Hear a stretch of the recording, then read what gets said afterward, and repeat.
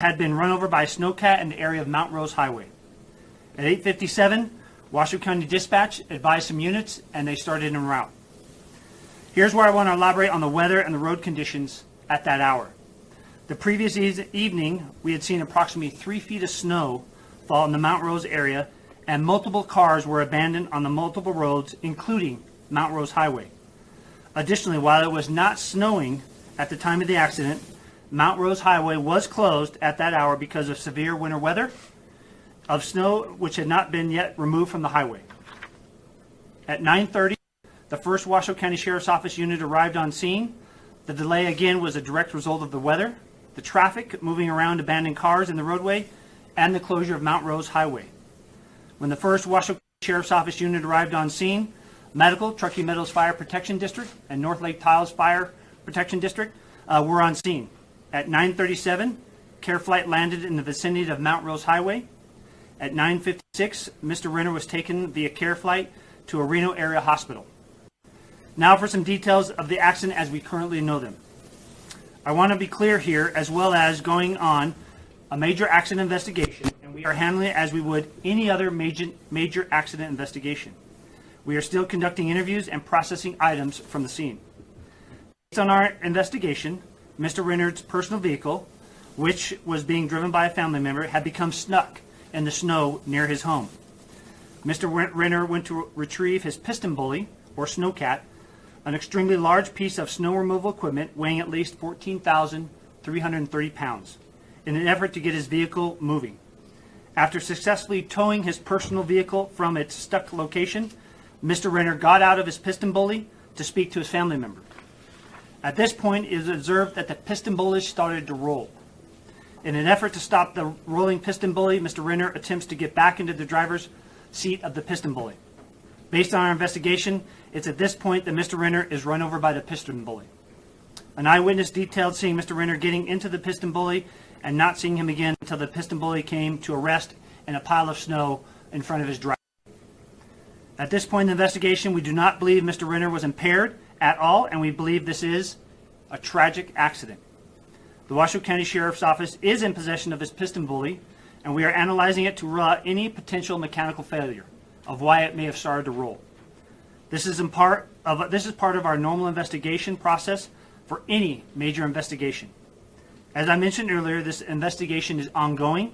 However, we do not suspect any foul play. I want to repeat that. We do not suspect any foul play. We believe this was a tragic accident.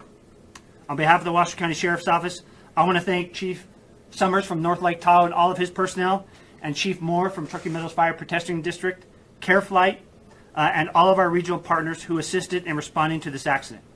And with that, if there's any questions, I'll answer a few questions. Otherwise, can anyone drive a snowcat? Is that something you need a license for? Or it was on a private road, so he can drive that snowcat. And in this instance, as Mr. Renner always does, those private roads, he was being a great neighbor, and he was plowing those roads for his neighbor because up there, again, they had 3 feet. Sheriff, I just wanted to make sure I clarified on something you said. You said the snowcat started to roll. I presume that means it was rolling over on its No, it started just to move forward. Okay, thank you. You're welcome. Do you have any more details on his injuries? For that, we're going to refer to the family. I believe they made a statement earlier today on his well-being. And again, all we want to say from all of us here as first responders, we are keeping him and his family and friends in our thoughts and prayers. so you're looking at the plow thing to see if it had a mechanical issue. Was it running? It was still running. You don't know if it was like. Does that device have a park? It has a park, and so like we would because of this having such severe injuries, we want to make sure that with that mechanical machine that was there any mechanical failure, had he put it in park or whatever. So that's anything we would do on any major investigation that we had. And so this is just something that we'll impound. We'll have our mechanics and our major accident investigation team go through. And Was medical, did anyone here up or any of the officers who responded provide any kind of medical treatment when you arrived? You know, I would say they all did. After Mr. Renner was run over by the piston bully, there were some neighbors that also brought out some towels to help. So, I want to thank them as well for their quick response in helping Mr. Renner while all of us first responders were responding. But first aid was rendered to him. Was it hard for the helicopter to land, given the conditions? It was, and that's why it took them a little bit. As I know, there's a video already out there on social media.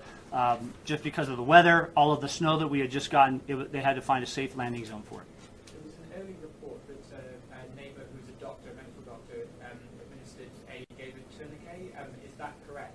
What I can tell you was there was no doctor on scene. It was some good neighbors of Mr. Renner's that came out with some towels and rendered some aid. And that's what I can say. Did they tie a tourniquet? That part I do not know. I just know that they came out with some towels and helped them until all of the first responders could get there. Do you know how much snow there was up there at the time? There was about 3 feet that we had just received on top of whatever else they'd received prior to this big snowstorm, but 3 feet of fresh snow. Did that complicate the rescue? It did because Mount Rose was closed. And as you may have noticed during that time, we had about 13 to 20 cars that were abandoned from the bottom of Mount Rose all the way to the top. So trying to get them and get around for the fire engines, the ambulances. That's why, again, for fire, they collaborated from both sides of the Mount Rose Highway and came together to help. I just wanted to clarify, you said he was trying to get back into the snowplow. Was he able to get back in and then was thrown out, or he just... That part we don't know. We're waiting to talk to Mr. Renner. What sort of condition was he in when you guys arrived? Was he conscious? He was speaking to the first responders. And I've seen it reported he suffered chest wounds and some orthopedic injuries. Can you comment on whether or not That part I don't know. I'd have to refer you to the family and let them answer those, or the hospital. Do you have any details on how common an accident with a snowcat is? No, not off the top. I would have to tell you probably there's always at least, because this type of snowcat is one you'd see at ski resorts, that there's always these type of injuries or accidents that occur, but the exact number I do not know. So it was on his property, not on Mount Rose Highway? It was on a private road. On a private road, and then the neighbors that he helped dig out are all part of that private road? They're all on a private road. Private road, so he never has to go on to public property? No. And approximately how far from the summit, roughly, would that be? A couple miles. Who called 911? That one I don't know if it was the neighbors or his family member. I know a lot of people have talked about the impact had in the community, donating to things and charity drives. What has been your relationship with him? You know, he is a honorary deputy sheriff, and so when I took office in 2019, he came, and with his popularity amongst kids and the Marvels, he has a huge impact. Those kids that he touched during Shop with the Sheriff, he showed up and shopped with our kids. I can guarantee they will never forget that moment that they got. He shared his time with us there and not only shopped with a few kids, but interacted with the kids. So he's had a huge impact, not only in this office in helping us with our outreach with Shop with the Sheriff, which is our biggest event, but throughout the community, he has been very generous. He's one of those individuals that I can tell you most of the time you don't know that he's doing it, but he has made a tremendous impact on this community. Did he do Shop for the Sheriff this year? This year he did not. And what's kids' reactions when they do see him? They know who he is? They know exactly who he is, and they call him Hawkeye. And they are super excited.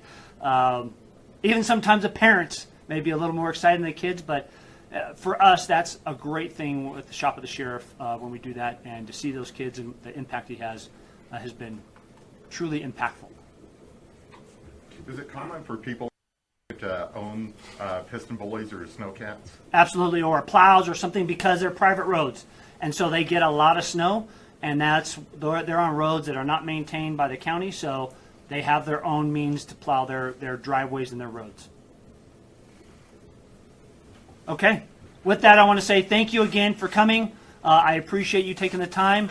And again, our thoughts and prayers are Mr. Renner and a speedy recovery. Thank you very much. Thanks, Ruben.